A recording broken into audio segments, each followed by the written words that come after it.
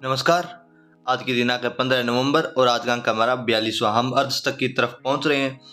हमारे चैनल को सब्सक्राइब कीजिए, शेयर कीजिए और पीडीएफ के लिए टेलीग्राम चैनल पर आइए। पीडीएफ शानदार कंटेंट आपको पीडीएफ में मिल जाएगा। ठीक है, चैनल को अगर ये आपने शेयर नहीं किया है तो शेयर कीजिए, कम से कम 2 या 3 लोग तो जोड़िए। राजस्थान से जुड़े हुए घटनाक्रम की हमारी जो क्लास है वो सुबह 9 बजे आती है और भारत और राष्ट्रीय और अंतर्राष्ट्रीय घटनाक्रम से जुड़ी हुई जो हमारी क्लास है वो आती है शाम को 9 बजे। तो सुबह और शाम दोनों टाइम करंट अफेयर्स के लिए आप जुड़ सकते हैं। बिल्कुल निःशुल्क है और पीडीएफ शानदार कंटेंट में आपको शानदार क्वालिटी में आपको मिलेगी। देखिए, पहली जो घटनाक्रम था वो है आईएएस राम लुबाया जी फिर चर्चा में। आईएएस राम लुबाया चर्चा में क्यों है? इससे पहले जो आईएएस राम लुबाया जी थे वो चर्चा में थे क्योंकि नए जो जिलों के गठन के लिए जो समिति का गठन किया गया उस समिति के अध्यक्ष बनाए गए थे। अभी चर्चा में क्यों है? क्योंकि आरसीए के जो मुख्य चुनाव अधिकारी पद से इन्होंने क्या दे दिया, इस्तीफा दे दिया। आरसीए राजस्थान क्रिकेट एसोसिएशन के मुख्य चुनाव अधिकारी पद से इन्होंने क्या दे दिया, इस्तीफा दे दिया है। पहले ये मुख्य चुनाव अधिकारी थे आरसीए के। अभी नए बनाया गया सुनील अरोड़ा जी को मुख्य चुनाव अधिकारी बनाया। किनको बनाया गया? सुनील अरोड़ा जी को। मिस्टर राम लुबाया राज्य सरकार की तरफ से गठित हाई पावर नए जिलों के निर्माण से संबंधित कमेटी के अध्यक्ष भी हैं।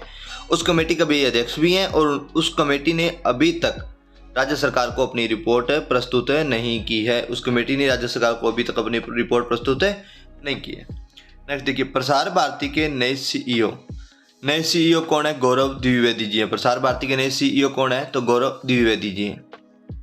नेक्स्ट आपको एक कमेंट बॉक्स में लिखना है कि आरसीए के वर्तमान में अध्यक्ष कौन है। आरसीए के वर्तमान अध्यक्ष कौन है?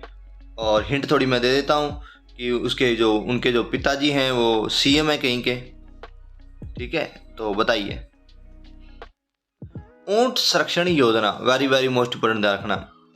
2.60 करोड़ रुपए का वित्तीय प्रावधान किया गया ऊंट संरक्षण योजना के लिए। ठीक है, ऊंट हमारा जो पशु श्रेणी में हमारा राज्य पशु है, ये बात आपको पता ही है।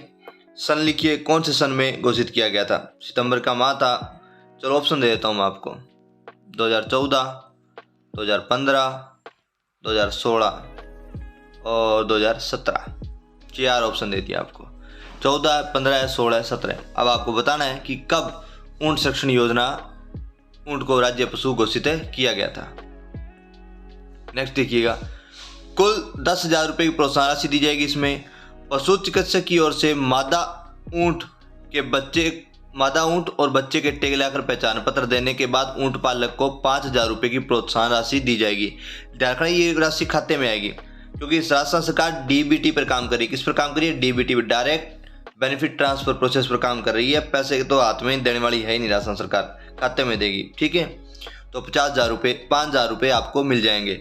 जब आपका वो बच्चा 1 साल का हो जाएगा, पशु चिकित्सक फिर उसे अप्रूव कर देगा तो दूसरी किस्त 5,000 रुपये आपके खाते में और आ जाएगी। तो कुल मिलाकर आपको कितने हजार रुपये का फायदा होगा? 10,000 रुपये की प्रोत्साहन राशि दी जाएगी ऊंट पालकों को।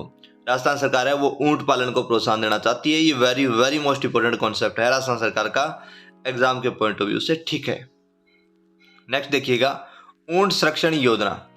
ऊंट संरक्षण योजना के बारे में ये हमारी बात होगी है। चलिए नेक्स्ट देखिएगा, नेशनल इंस्टीट्यूट रैंकिंग फ्रेमवर्क शिक्षा मंत्रालय। इसमें क्या हो गया? ऐसा क्यों कर रहा है ये? चलिए, नेशनल इंस्टीट्यूट रैंकिंग फ्रेमवर्क शिक्षा मंत्रालय।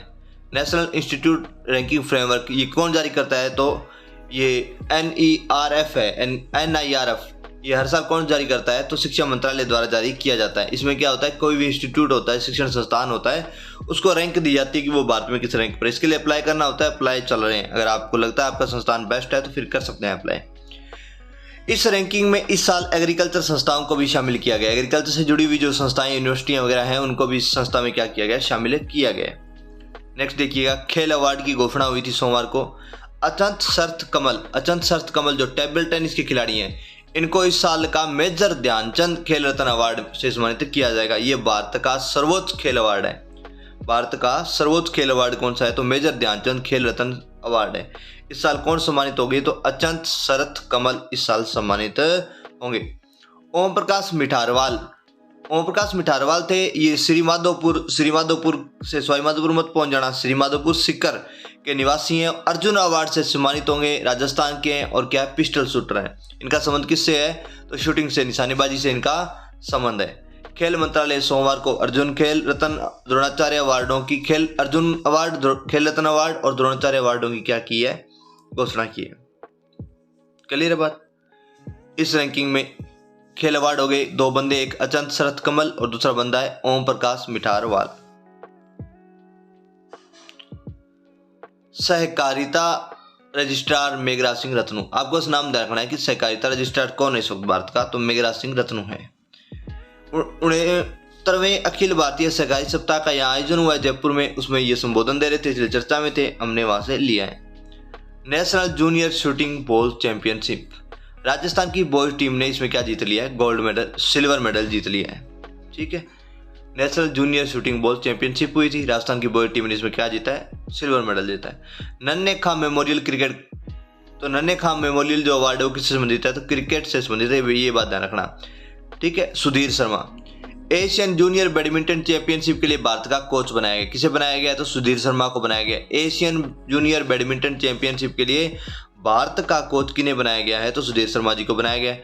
थाईलैंड में 29 नवंबर से 4 नवंबर तक ये आयोजित होगी, थाईलैंड में आयोजित होगी, और 29 नवंबर से 4 नवंबर तक क्या है, एशियन जूनियर बैडमिंटन चैंपियनशिप आयोजित होने वाली है। और सुधीर शर्मा राजस्थान से, इसलिए ध्यान रखना। नेशनल पैरा तैराकी चैंपियनशिप, ये जो असम के गुवाहाटी में ये संपन्न हुई थी, इसमें राजस्थान ने ओवरऑल 81 मेडल जीते हैं, जिसमें 29 गोल्ड, 28 सिल्वर, 24 ब्रॉन्ज मेडल है। बड़ा आंकड़ा है 81 अपने आप में। किरण टाक नामक जो तैराक है उसने 3 गोल्ड, साधना मलिक ने 3 गोल्ड और 1 सिल्वर जीता है। कहाँ आयोजित हुई थी, तो गुवाहाटी के असम में आयोजित हुई थी। ठीक है, इसी के साथ आप ध्यान रखिए हमारा चैनल अभी तक अगर आपने सब्सक्राइब नहीं किया है तो सब्सक्राइब कीजिए, शेयर कीजिए और लोगों को बताइए। पीडीएफ के लिए टेलीग्राम पर आइए। और अभी तक आपने जो सब्सक्राइब किया है उसके लिए धन्यवाद आप सभी का। जय हिंद, जय भारत।